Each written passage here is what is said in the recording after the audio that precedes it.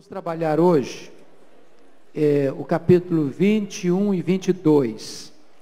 Nós vamos tentar acelerar um pouco, porque no começo do ano que vem nós vamos entrar com outra agenda de estudo, que serão os panorama bíblico. Então nós vamos concluir ainda este ano a exposição de Atos. Hoje nós vamos tratar nos capítulos 21 e 22. Por ser uma leitura muito longa, eu sugiro a vocês de nós não fazermos a leitura e irmos olhando passo a passo, tá certo? Para nós ganharmos tempo. Bom, todo mundo aqui? Essa porta abriu sozinha ou sozinha? Vocês não ficaram com medo?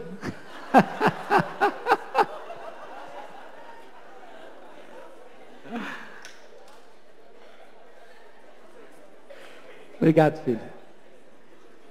Muito bem. Atos 21 e 22. O contexto aqui é Paulo retornando a Jerusalém depois da sua terceira viagem missionária. De certa forma, Paulo está encerrando o seu ministério nessas províncias do Império: Galácia, Macedônia, Acaia e Ásia Menor. Esse território já está esgotado e ele agora está voltando para Jerusalém com dois propósitos. Primeiro, ele quer levar uma oferta para os pobres da Judeia. Está levando uma oferta para os pobres da Judeia. Segundo, relatar para os judeus, para os irmãos da igreja de Jerusalém, as maravilhas que Deus estava fazendo entre os gentios. Vocês sabem que Paulo visitou Jerusalém depois da sua conversão 5 vezes. 5 vezes, apenas 5 vezes. Eu queria recordar para você quais são essas vezes.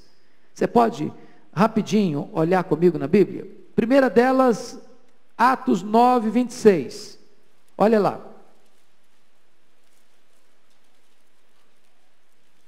Atos 9, 26. Depois que ele se converteu em Damasco, depois foi 3 anos para a Arábia, voltou para Damasco. E agora o 26 diz assim, 9, 26. Tendo chegado a Jerusalém, procurou juntar-se com os discípulos. Todos, porém, o temiam, não acreditando que ele fosse discípulo. Então a primeira visita dele, depois da conversão a Jerusalém, se deu em torno de 3 anos depois da conversão. E quando ele volta, a igreja não acreditou na conversão dele. Depois Barnabé o acolheu e ele foi recebido. Segunda visita, Atos 11, olha lá, 11:30. 11:30.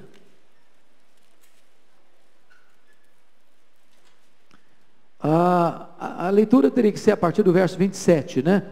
Naqueles dias desceram alguns profetas de Jerusalém para Antioquia, e apresentando-se um deles, chamado Ágabo, dava a entender pelo Espírito que estava para vir grande fome por todo o mundo, a qual sobreveio nos dias de Cláudio.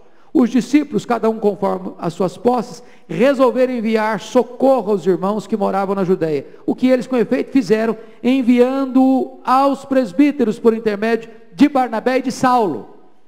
Então, Saulo aqui e Barnabé vão a Jerusalém levar uma oferta especial numa situação de emergência. Tá? A segunda visita dele. Tá?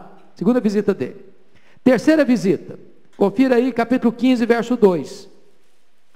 Essa visita é depois da primeira viagem missionária, para reunir um concílio, para tratar de um problema doutrinário. Aí confira aí, versículo 2, 15:2. Tendo havido da parte de Paulo e Barnabé contenda e não pequena discussão com eles, resolveram que esses dois e alguns outros dentre eles subissem a Jerusalém, aos apóstolos e presbíteros com respeito a essa questão. Então a terceira viagem dele a Jerusalém tem o propósito de resolver um problema doutrinário. Os judaizantes estavam perturbando as igrejas gentílicas. E ele sobe então para reunir os presbíteros e diáconos para tratar dessa matéria doutrinária. Essa foi a terceira viagem dele. Vamos ver a quarta viagem. Capítulo 18, verso 22.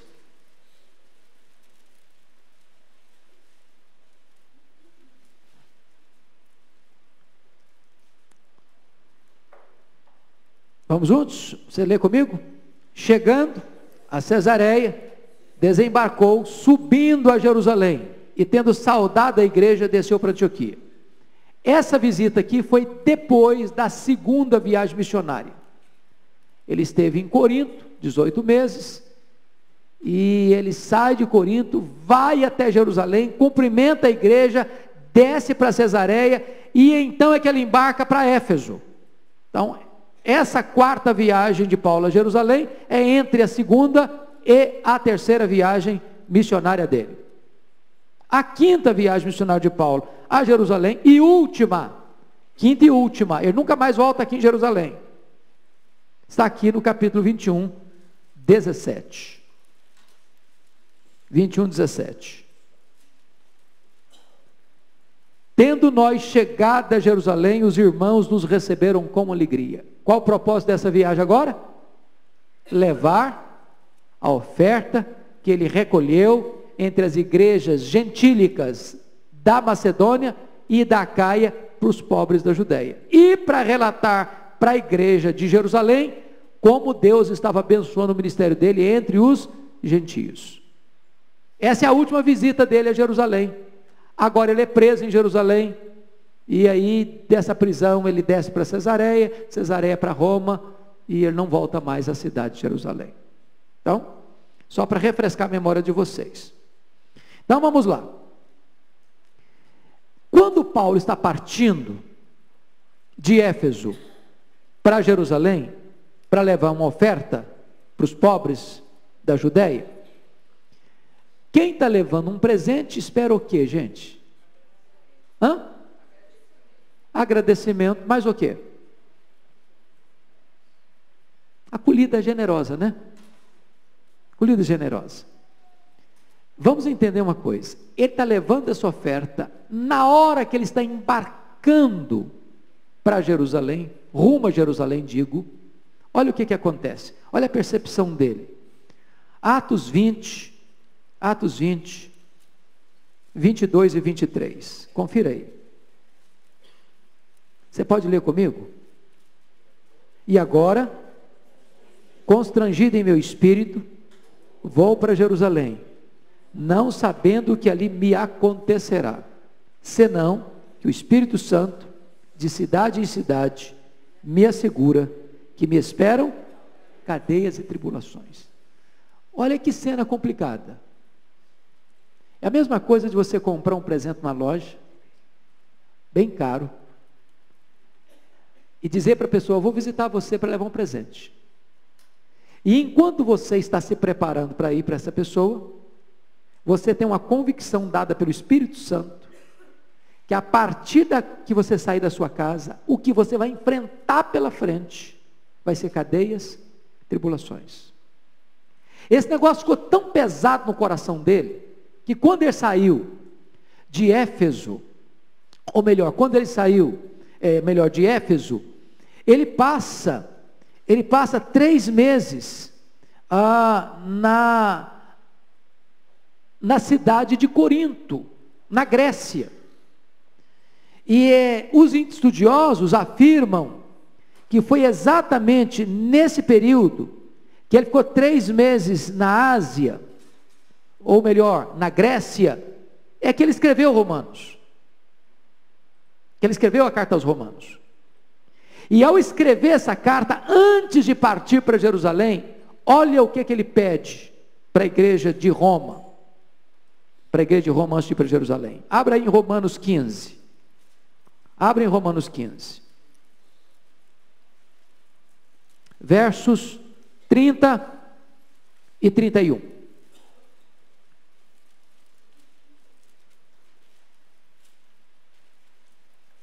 Vamos ler, mas lê direitinho agora, porque nós estamos lendo assim tão fraquinho, né? Vamos ler direito?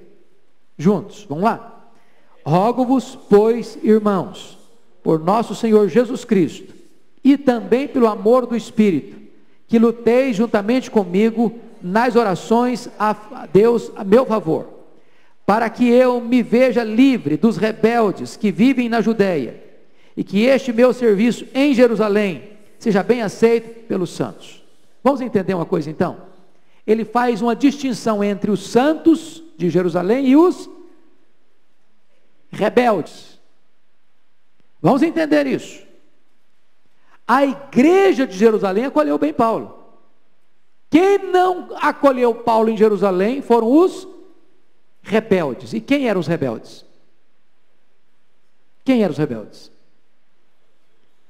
Eram os da seita dos fariseus, que criaram problema logo depois da primeira viagem missionária, que desceram de Jerusalém, Atos 15:1, dizendo para os crentes gentios o seguinte: se vocês não se circuncidarem, vocês não poderão ser salvos. Essa gente é que foi o grande drama de Paulo. E Paulo, ao embarcar, está pedindo oração. Olha, irmão, vocês orem por mim. E aliás, ele não pediu por oração, lutem comigo em oração. Eu gosto dessa ideia. Oração é luta, gente, é luta, é guerra. Lutem comigo em oração, para que eu não seja morto pelos rebeldes. Paulo não é inocente, não. Paulo não está indo para lá assim, despercebido, não. Paulo sabe que o que vai ter pela frente, cadeias, tribulações, conspiração e risco de ser morto. Ele não estava inocente sobre isso. E nem por isso ele deixa de ir. Tá certo? Bom, então agora vamos olhar a viagem, como é que foi. Agora sim, Atos 21 e 2. Isso era apenas para a gente se situar. Então veja lá. Depois que se despede dos presbíteros em Mileto, ele diz aí que eles foram a Cós, que era uma ilha, depois a Rhodes, versículo 1, depois a Pátara. Eram regiões próximas de onde ele estava. Aí ele diz que, achando um navio que ia para a Fenícia, eles embarcaram nele, seguindo viagem. Aí verso 3 diz: quando Chipre já estava à vista, deixando à esquerda, navegaram para Síria e chegamos a Tiro, pois o navio devia ser descarregado ali. O que você entendeu uma coisa? Esse navio não era só de passageiro, era navio de carga. Então não tinha transatlântico, luxuoso, com cabine luxuosa, com all incluso, tudo, comida para lá e para cá, não. Ele está pegando um navio de carga. Aí o que acontece? Versículo 4, encontrando os discípulos ali em Tiro, permaneceu lá durante quantos dias? 7 dias. E eles, movidos pelo Espírito, recomendavam a Paulo que não fosse a Jerusalém. Aí você percebe o seguinte: a mesma percepção que Paulo teve lá em Mileto, de que o que esperava para frente era cadeias e tribulações, os crentes, os discípulos de Tiro, têm a mesma entendimento. Vai ter problema, essa viagem vai ser complicada. Confirmação disso. E aí, versículo 5, passados aqueles dias, tendo nos retirado, prosseguimos viagem. Ele está de caminho, ele está andando, ele não está ali para ficar ali não, ele só está fazendo conexão. Acompanhados por todos, cada um com sua mulher e filhos, até fora da cidade, ajoelhados na praia oramos. Olha que despedida comovente, emocionante, com Paulo. Os discípulos de Tiro se ajoelham, oram com ele, em lugar público, né? A gente fica às vezes envergonhado de orar em lugar público. Você já ajoelhou alguma vez na praia para orar?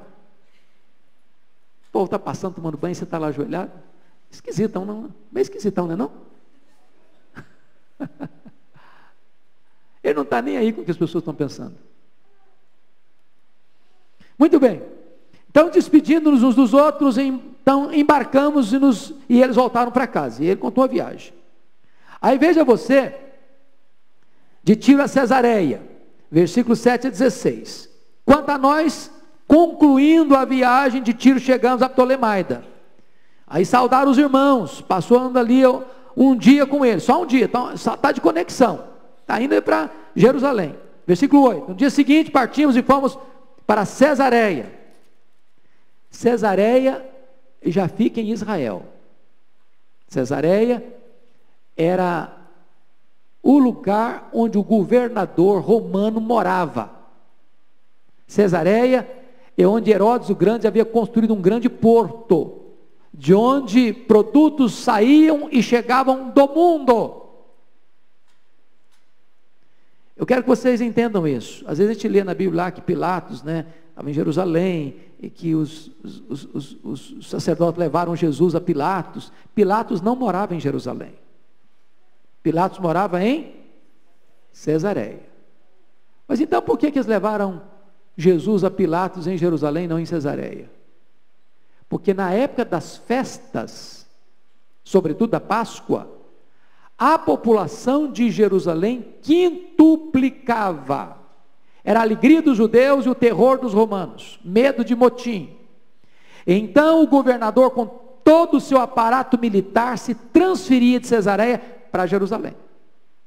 Mas a sede do governo romano era Cesareia, a cidade marítima, às margens lá do mar Mediterrâneo. Então eles chegaram aonde? Aqui no versículo 8? Cesareia.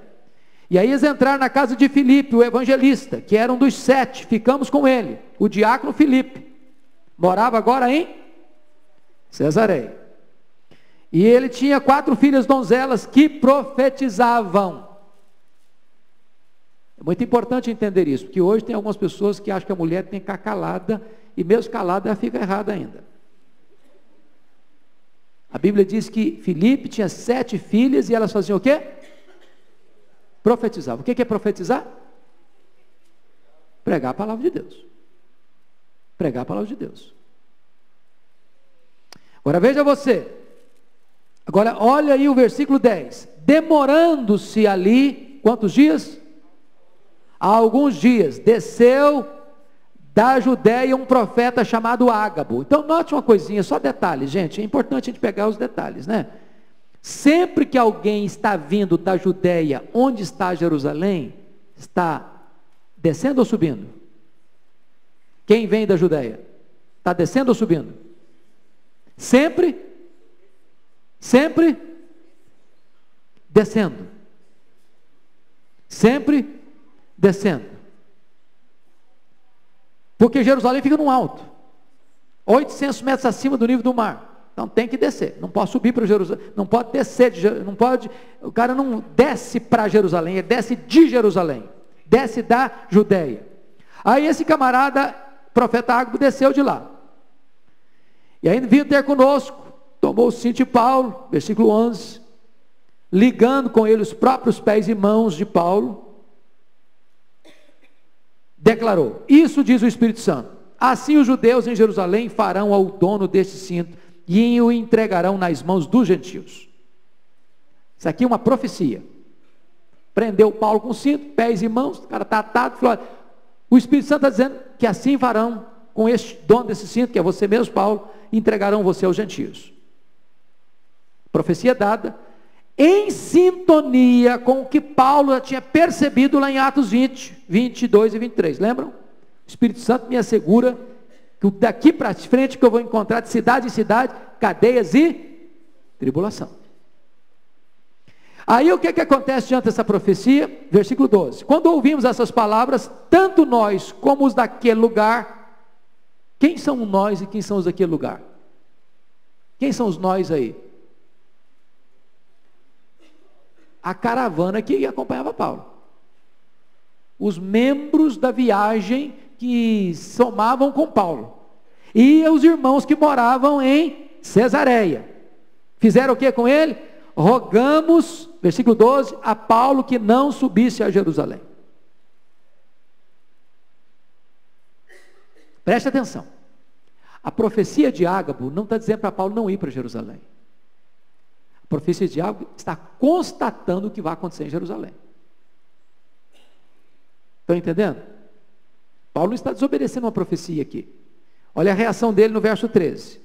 Então ele respondeu: que fazeis chorando e quebrantando-me o coração? Pois estou pronto não só para ser preso, mas até para morrer em Jerusalém pelo nome do Senhor Jesus. O que ele disse para os presbíteros de Éfeso lá em Atos 20, 24? Em nada considero a vida preciosa para mim mesmo, conquanto eu complete minha carreira e o ministério que eu recebi do Senhor Jesus para testemunhar o evangelho da graça de Deus. Paulo está sendo o quê? Coerente. Ele sabe o que vai acontecer, Ele está dizendo que ele não leva em conta a vida dele. Ele está dizendo que mais importante que viver é fazer a obra de Deus. Ele passa por Tiro e ele recebe confirmação de que vai ter problema. Ele chega em Cesareia e Ágabo prende com o cinto e diz: olha, vão fazer isso com você, vão prender você, vão entregar você aos gentios. Os discípulos tentam demovê-lo, chorando, tentando comovê-lo emocionalmente. E ele responde isso: que fazeis? Quebrantando meu coração. Estou pronto não só a ser preso, mas até para morrer em Jerusalém pelo nome do Senhor Jesus. Olha o verso 14. Como, porém, não o persuadimos, preste atenção na linguagem pessoal. Lucas escreve Atos, e Lucas estava no meio do grupo que tenta dissuadir ou persuadir Paulo a não ir. Ele admite que nem ele mesmo, que era um médico particular de Paulo, consegue dissuadir Paulo do seu projeto de ir para Jerusalém. Como eles não conseguiram, olha o que é que acontece. Versículo 14. Como, porém, não o persuadimos, conformados dissemos: faça-se a vontade do Senhor. O que Paulo tinha consciência? Que ele estava fazendo a vontade do Senhor. Aí, passados aqueles dias, tendo feito os preparativos, subimos para Jerusalém. E alguns dos discípulos também vieram de Cesareia, note isso, conosco. Então, engrossou um pouquinho mais a caravana. Já tinha gente com Paulo está subindo, outros irmãos de Cesareia estão subindo, inclusive trazendo consigo Nazon, natural de Chipre, velho discípulo com quem nos deveríamos hospedar. Agora, vamos olhar aqui alguns pontos importantes. A partir do verso 17, de Cesareia a Jerusalém. Primeiro, uma acolhida calorosa. Quem pode ler o verso 17 comigo? Tendo nós chegado a Jerusalém, os irmãos nos receberam com? Quem são os irmãos aqui? Os membros da igreja de Jerusalém, os crentes. Então Paulo não tinha problema com a igreja de Jerusalém, não vamos entender errado, não. A igreja de Jerusalém acolheu Paulo com alegria. Segundo lugar, um encontro com a liderança. Olha o verso 18, vamos ler o 18? No dia seguinte, Paulo foi conosco encontrar-se com Tiago, e todos os presbíteros se reuniram. Vamos entender um pouquinho de novo aqui. Quem é esse Tiago aqui? É o Tiago apóstolo?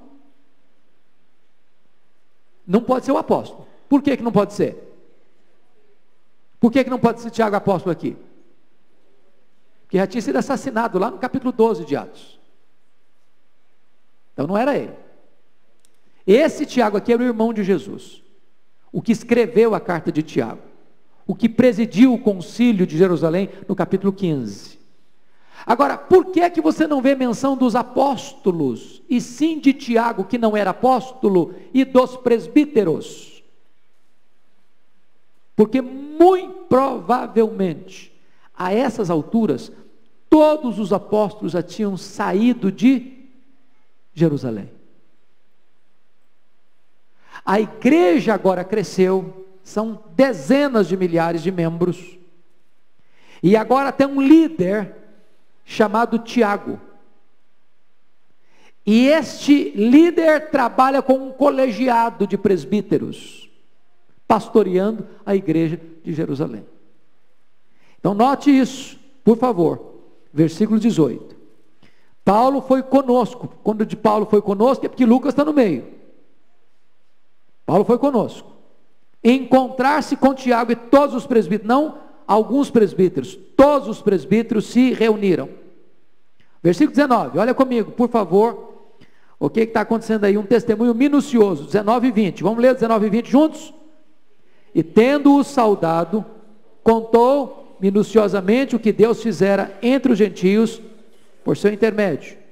Ouvindo-o, deram eles glória a Deus e lhe disseram: bem vês, irmão, quantas dezenas de milhares há entre os judeus que creram, e todos são zelosos da lei. Então vamos entender duas coisas aqui, tem duplo testemunho aqui. Primeiro, um testemunho de Paulo para os presbíteros da igreja. Segundo, um testemunho dos presbíteros da igreja para Paulo. Veja, por favor, de novo, esse aspecto aí, é muito importante. Versículo 19. Tendo-o saudado, contou de que maneira, irmãos? Minuciosamente. O que é contar uma coisa minuciosamente? Detalhadamente. Tem espaço para testemunho na igreja? Tem. Não tem espaço para projeção humana na igreja. Ele contou minuciosamente o quê? O que ele fez? O que Deus fez. Você escutou o testemunho que o cara parece um astro? Toda a glória para mim? Já escutou o testemunho assim? Paulo contou minuciosamente o que Deus fez, não o que ele fez. Que quem faz é Deus. Quem faz é Deus. E aí, você percebe que nesse relato minucioso, detalhado que Paulo dá, o que Deus fizera entre os gentios por seu intermédio. Ele é apenas o instrumento. Quem operou foi Deus. Entre os gentios. Qual foi a reação da igreja? Versículo 20, ouvindo-o, deram glória a Deus. Então a igreja de Jerusalém não é hostil a Paulo, não é hostil ao ministério de Paulo, não é. Quer um exemplo disso? Abra lá em Gálatas 2:10, só para você fazer conexões. É muito importante na Bíblia a gente fazer conexões para entender melhor as coisas.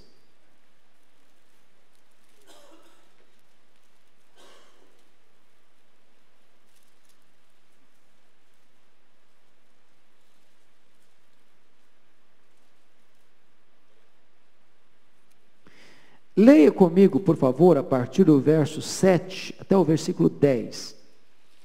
Antes, pelo contrário, quando viram que o evangelho da incircuncisão me fora confiado, como a Pedro o da circuncisão, pois aquele que operou eficazmente em Pedro para o apostolado da circuncisão, também operou eficazmente em mim para com os gentios. E quando conheceram a graça que me foi dada, Tiago, Cefas e João, que eram reputados colunas, me estenderam a mim e a Barnabé a destra de comunhão, a fim de que nós fôssemos para os gentios, e eles para a circuncisão, recomendando-nos somente que nos lembrássemos dos pobres, o que também me esforcei por fazer. Você percebe isso? Lá atrás, os colunas da igreja, que era Tiago, irmão de Jesus, que se tornou líder da igreja, juntamente com os dois apóstolos, entenderam o chamado de Paulo para os gentios. Pode ir, Paulo, você tem a nossa bênção, você tem a nossa destra de companhia, você tem o nosso apoio. Agora, Paulo, ao ir para os gentios, vamos pedir uma coisa para você, esqueça dos pobres não.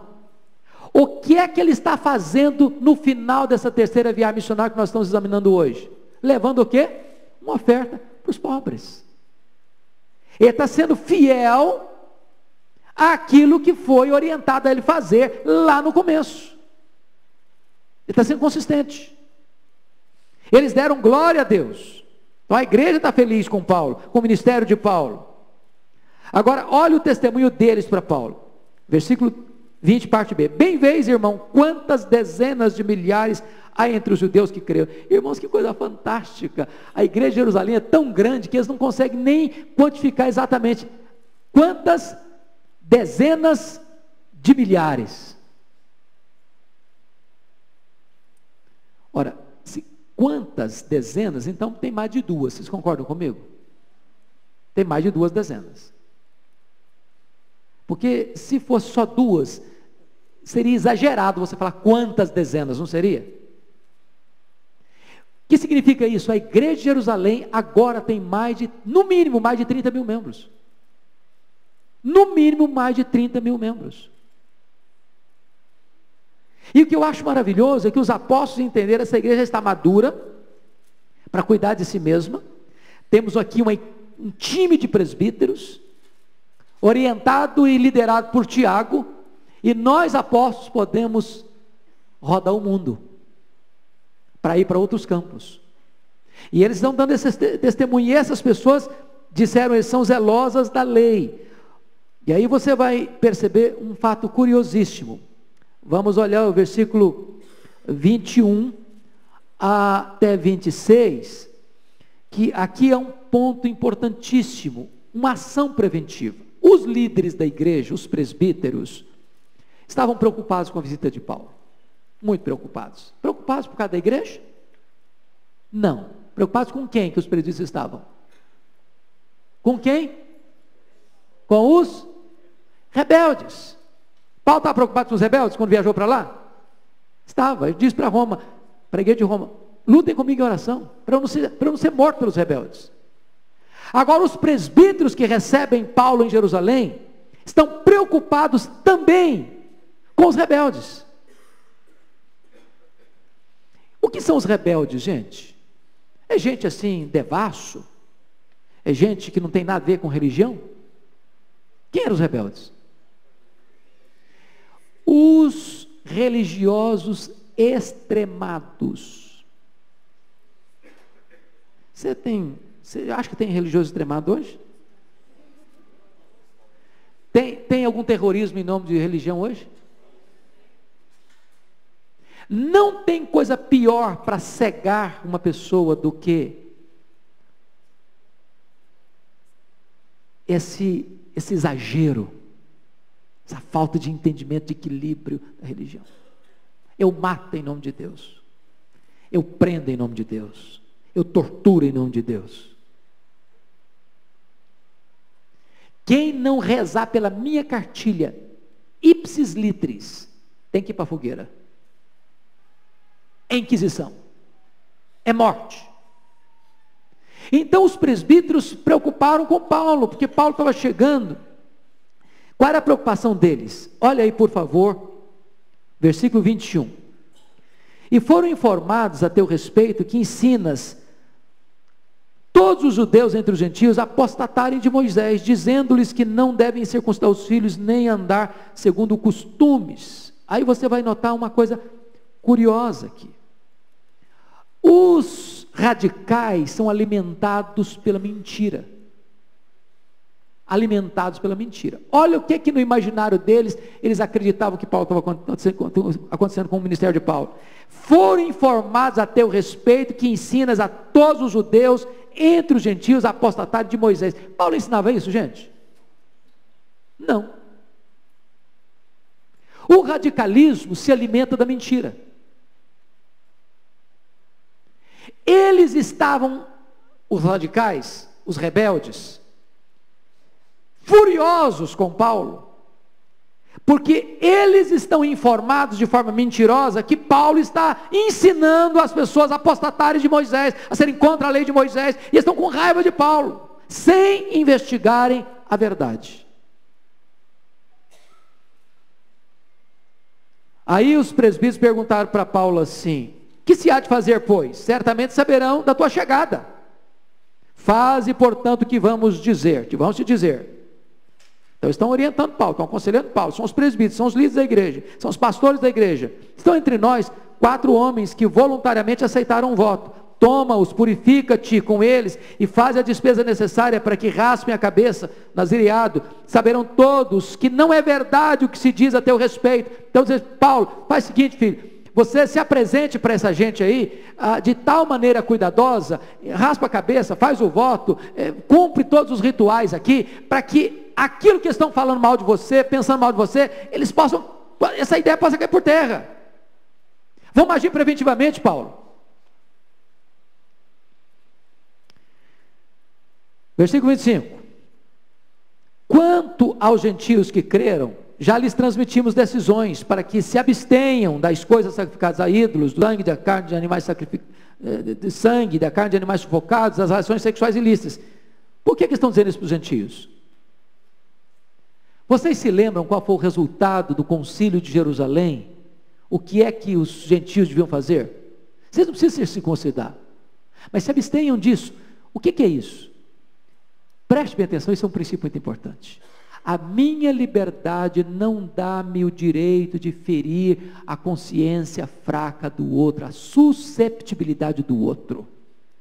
Tem coisas negociáveis e tem coisas inegociáveis. O que Paulo não negocia? Se você me falar que circuncisão é necessária para a salvação, eu não negocio isso. Não negocio. Isso para mim é inegociável, é absoluto. Eu não abro mão, eu brigo, eu reúno concílio, eu vou, o fim do mundo, eu luto por essa causa. Eu não abro mão, isso é a verdade do Evangelho. Só a graça é suficiente, acabou. Agora, se você me falar que, se eu me circuncidar, eu vou abrir portas para o Evangelho, vai quebrar barreiras para pregar o Evangelho, eu me circuncido. É isso. É por uma razão apenas de não ferir barreiras, estou pronto. Lembra de Paulo? Acabou de dizer o seguinte: a circuncisão não é necessária. Ele vai para a segunda vez missionária, circuncida Timóteo. Circuncida Timóteo. Mas por que circuncida Timóteo? Porque agora não tem um conteúdo teológico, agora tem apenas uma questão cultural para se abrir portas para o Evangelho. Estão entendendo isso, irmãos? Paulo não está fazendo dois pesos, duas medidas, jogando lá em cá, não. Paulo está sendo consistente com a sua teologia. Se um ritual religioso é apenas algo cerimonial que quebra barreiras e abre caminhos para o Evangelho, estou pronto, não tem problema nenhum. Agora, se você me falar que eu tenho que fazer isso, porque se eu não fizer isso, eu não estou salvo em Cristo Jesus, aí eu não abro mão, aí eu não faço. Pois bem, vamos agora então para o capítulo 22. A defesa de Paulo em Jerusalém.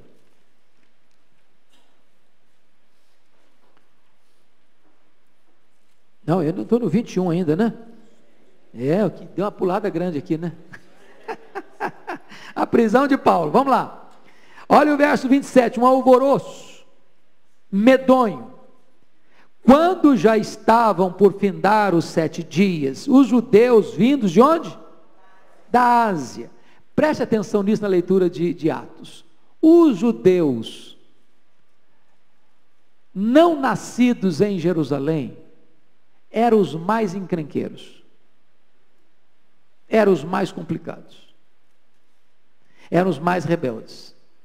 Se você notar por onde Paulo passou nas viagens missionárias dele, ele teve apoio dos romanos, mas teve sempre a perseguição dos judeus.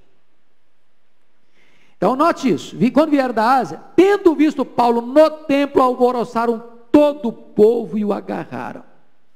Motim. Oi, gente, preste atenção nisso. Multidão não pensa. Não pensa. Multidão é uma boiada. Você já viu uma boiada estourada? Ninguém segura. Ninguém segura. É um arrastão. É um negócio horrível. Amotinaram o povo. Alvoroçaram todo o povo e o agarraram. E aí você vai ver a acusação falsa. Olha a acusação falsa aí, gritando: israelitas, socorro! Este é o homem que por onde? Por toda parte ensina quem? A todos serem contra o povo, contra a lei, contra este lugar. Ainda mais, introduziu até gregos no templo e profanou este recinto sagrado. Olha que monte de acusação contra ele. O povo amotinado, gente, não discerne nada, é um perigo a multidão. Um perigo. Todas as acusações contra Paulo são falsas. Ele não está contra o povo, ele não está contra a lei, ele não está contra o templo. Agora, essa acusação finalzinha aqui, ainda mais introduziu até gregos no templo. Irmãos, isso era um crime gravíssimo. Gravíssimo. Era tão grave, você lembra do templo de Salomão? Tinha o pátio dos gentios. O gentio podia até esse muro aqui. Daqui você pode ir. Se você, gentio, passar desse muro para cá e entrar para dentro do templo, você pode ser morto. Roma dava liberdade aos judeus para matar. Os judeus não tinham liberdade de matar ninguém. Mas se um gentio entrasse para dentro do templo, o judeu podia matá-lo. Era uma profanação. Agora estão acusando Paulo de ter introduzido, não um grego, mas gregos, dentro do templo. O que significa isso? É passivo de morte. Mata esse cara. Em nome da religião. Em nome de Deus mata. Só o problema é o seguinte, que a acusação é falsa. Falsa. Veja mais. Uma decisão fatídica, 31, olha o versículo 31 aí. procurando eles, não, vamos pensar outra coisa aqui, desculpa, perdão, versículo 30, agitou, você pode ler comigo 30? Agitou-se toda a cidade, havendo concorrência do povo, e agarrando a Paulo, arrastaram para fora do templo, imediatamente foram fechadas as portas, não se podia matar ninguém lá dentro do templo. A coisa é tão grave que diz aqui, talvez numa hipérbole, que a cidade inteira foi o quê? Agitada. Quando tem um agito, o povo faz o quê? Concorre. Vai lá ver o que está acontecendo. Olha o motim, a confusão pronta, formada. Arrastaram para fora do templo. Olha a decisão fatídica, versículo 31. Procurando eles matá-lo. Matá-lo. Todas as acusações eram gravíssimas. Todos eram passíveis de morte. E aí o que está acontecendo? Versículo 31b. Vem a intervenção. Chegou o conhecimento do comandante da força que toda Jerusalém estava amotinada. Chama a sua atenção para isso. O governador subia para Jerusalém em que épocas? Para as festas. As festas. Com medo de quê? De motins. Agora a cidade está amotinada. O comandante tem informação disso. O comandante tem informação disso. E aí o que é que acontece com ele? Olha aí comigo. Versículo 32. Então este, levando logo soldados e centuriões. O que é um centurião, gente? Cuida de quantos soldados?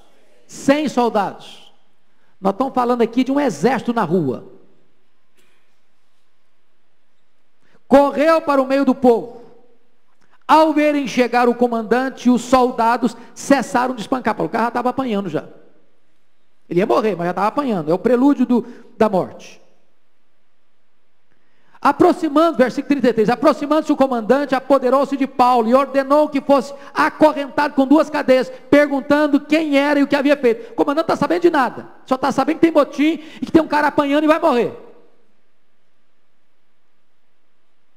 Versículo 34, na multidão uns gritavam de um modo, outros de outro. Multidão é assim.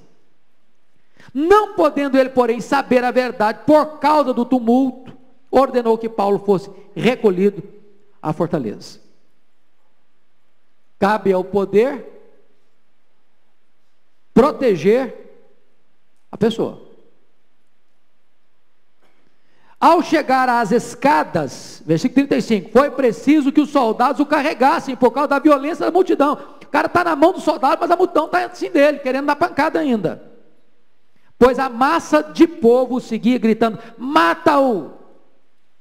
E quando Paulo ia sendo recolhido à fortaleza, disse ao comandante, é-me permitido dizer algumas palavras, ou alguma coisa? Respondeu ele, sabes o grego?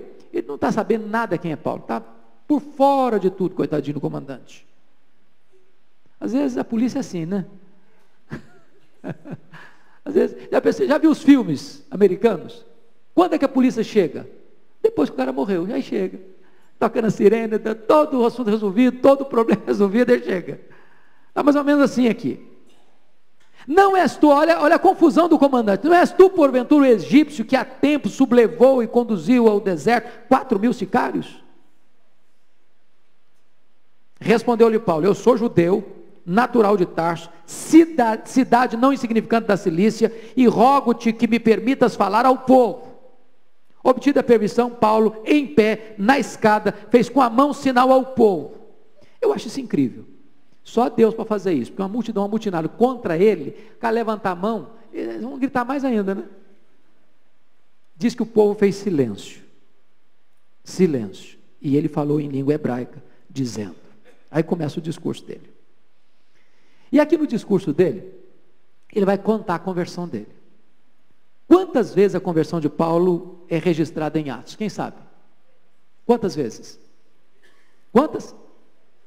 3 vezes. Capítulo 9, capítulo 22, capítulo 26. Aqui neste testemunho de conversão, dos versos 1 a 5, Paulo vai contar a sua história antes da sua conversão. De 1 a 5. O que ele era antes? E ele começa a mostrar para ele: irmãos e pais, ouvi agora a minha defesa perante vós. Quando ouviram que eles falavam em língua hebraica, guardaram ainda maior silêncio. Você sabe que tem silêncio e tem maior silêncio, né? Maior silêncio.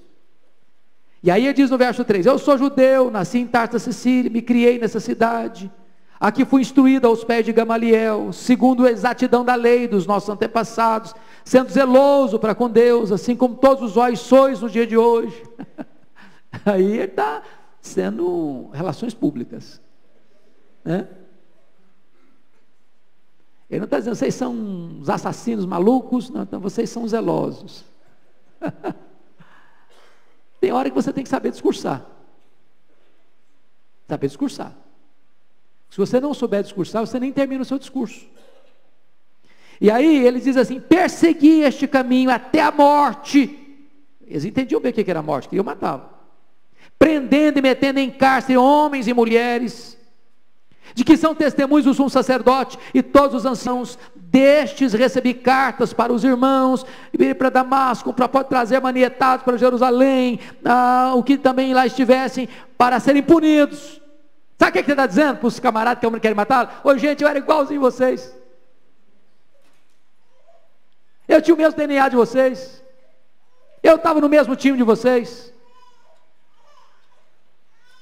Ele conta primeiro quem ele era antes da conversão. Agora notem dos versos 6 a 11, que Paulo conta a sua experiência de conversão. Eu acho isso maravilhoso. Você pode ler 6 a 11 comigo numa leitura corrida? Vamos lá? Mas leitura direitinho. Vamos juntos? Ora, aconteceu que, indo de caminho, e já perto de Damasco, quase ao meio-dia, repentinamente, grande luz do céu brilhou ao redor de mim. Então caí por terra, ouvi uma voz que me dizia: Saulo, Saulo, por que me persegues? Perguntei: quem és tu, Senhor? Ao que me respondeu: eu sou Jesus, o Nazareno, a quem tu persegues.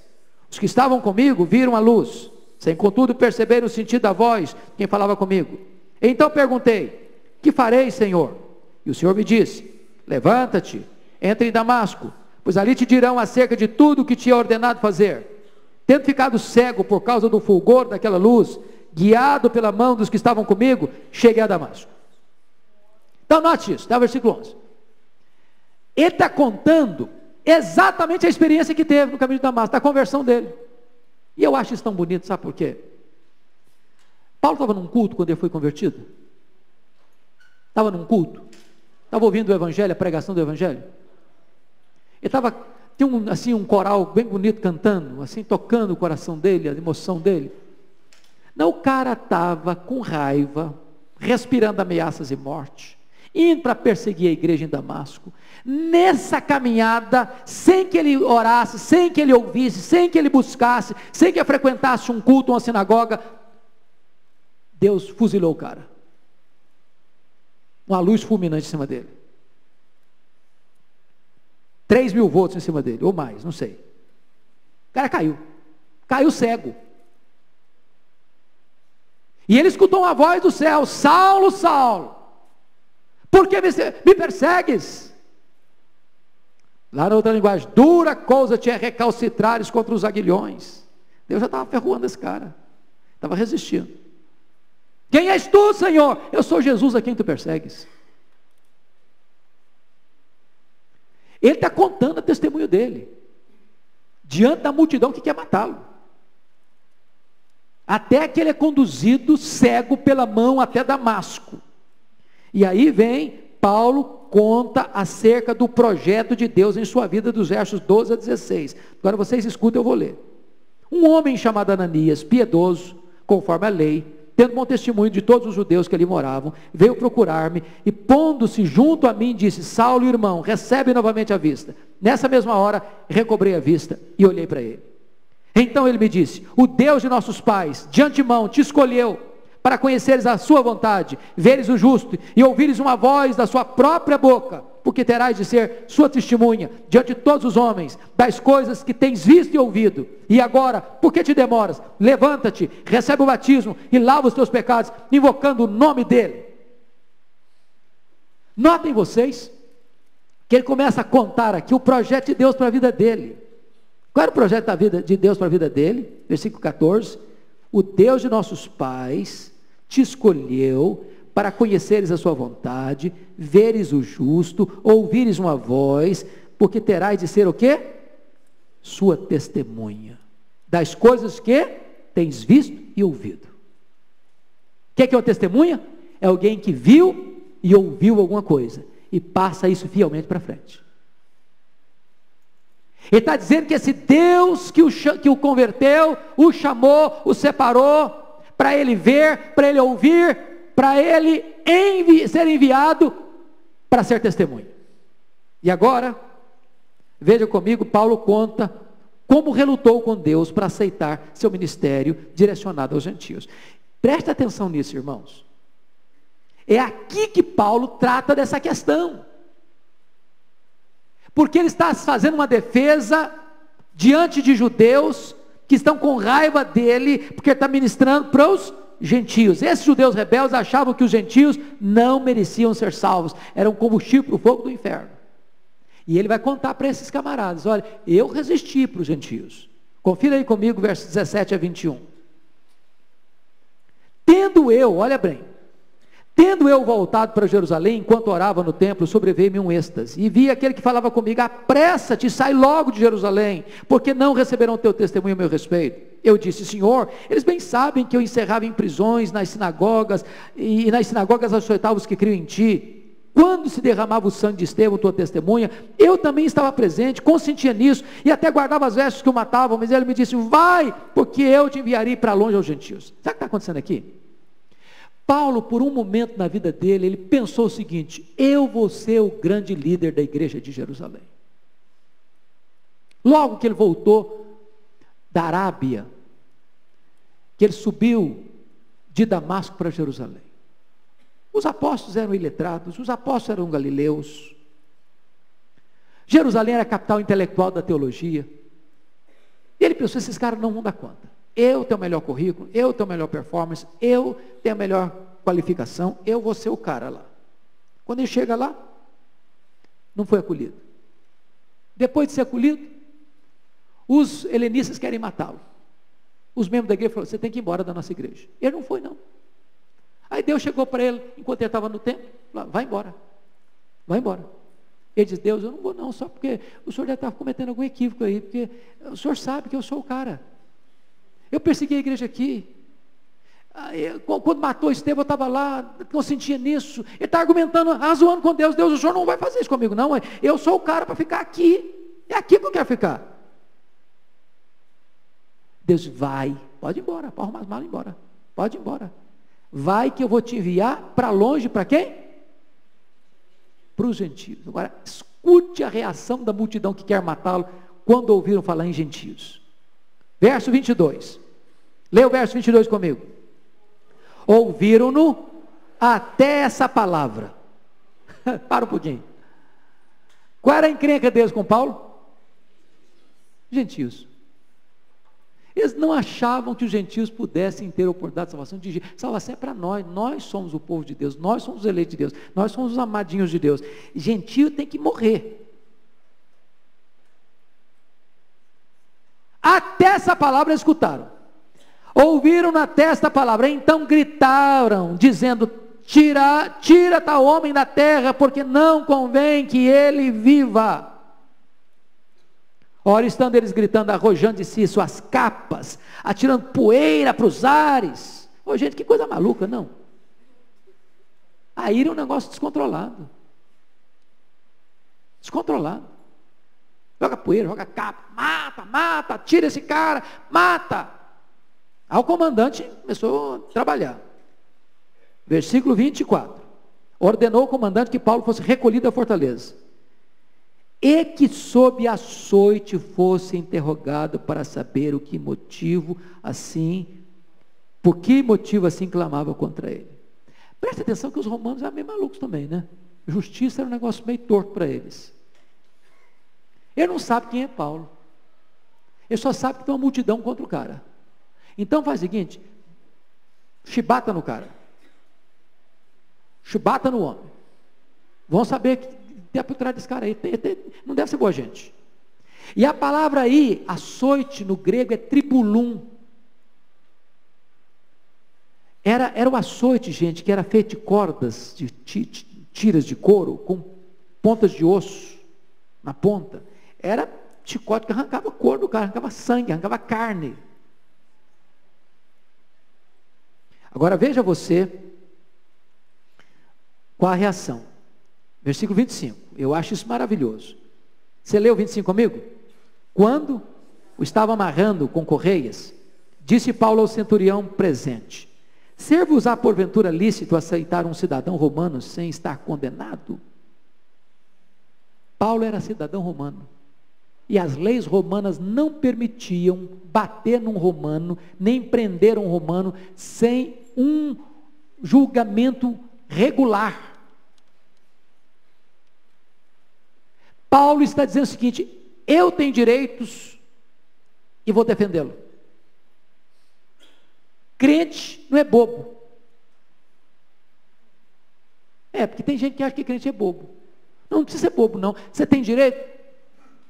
Defende seus direitos.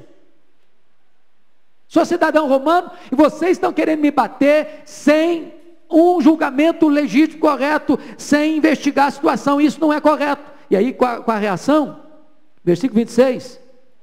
Ouvindo isso, o centurião procurou o comandante e lhe disse: que estais para fazer? Porque este homem é cidadão romano. Vindo o comandante, perguntou a Paulo: diz-me, és tu romano? Ele disse: sou. Respondeu-lhe o comandante: a mim me custou grande soma de dinheiro este título de cidadão. Disse Paulo: pois eu o tenho por direito de nascimento. Você comprou, não comprou? Podia comprar. Ou podia receber esse direito também por uma honraria, uma pessoa que prestou um grande serviço.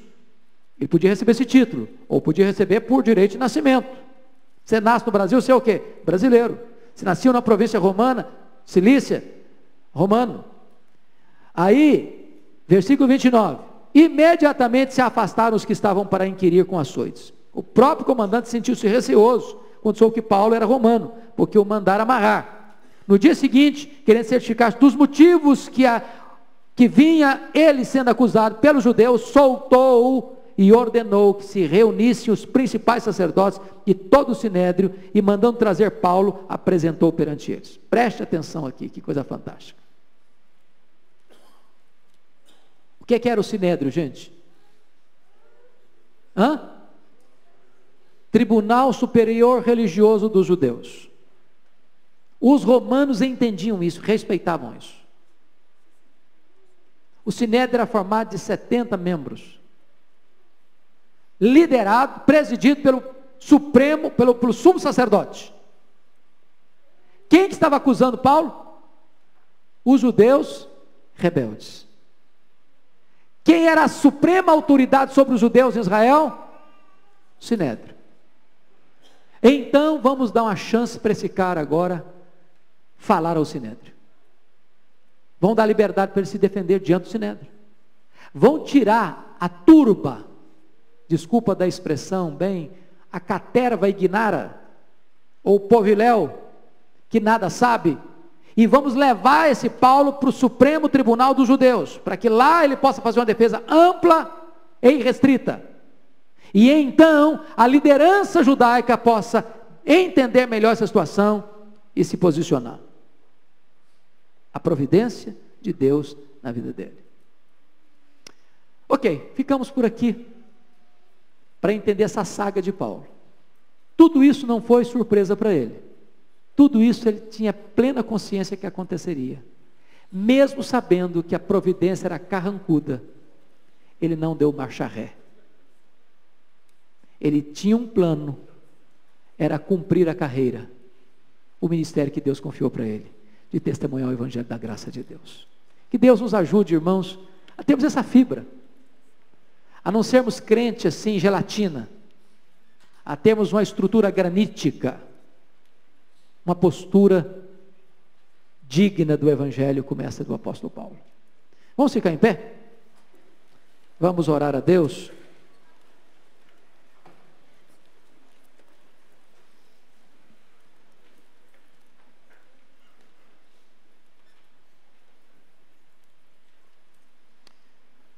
Querido Deus, nós te agradecemos a tua palavra, pela tua palavra que é tão preciosa para nós, tão instrutiva, tão saudável, tão salutar, tão encorajadora. Nós te agradecemos pelo exemplo do apóstolo Paulo. E nós te pedimos que tu nos ajudes, Deus, porque quando nos comparamos com este homem, percebemos que nós estamos muito aquém, muito aquém. Pedimos-te que tu nos fortaleças, que tu nos encorajes, que tu nos dês, Deus, uma vida cristã maiúscula, que tu nos dês, Deus, um coração pronto a te honrar e a te obedecer. Ainda que isso nos custe a própria vida, porque importa fazer a tua obra, cabe a ti nos dar vida ou tirar a nossa vida. A nossa vida é tua, e nós queremos estar no centro da tua vontade. O que nós te pedimos é que tu nos dês coragem, para não abrir mão dos princípios e valores, por causa da pressão ou da perseguição. Dá-nos coragem, Deus, se preciso for, para morrer pela nossa fé. Sustenta a tua igreja, fortalece o teu povo, em nome de Jesus, amém. Deus abençoe, queridos, um bom dia, bom almoço, e que vocês retornem com a graça de Deus, para o culto das 7.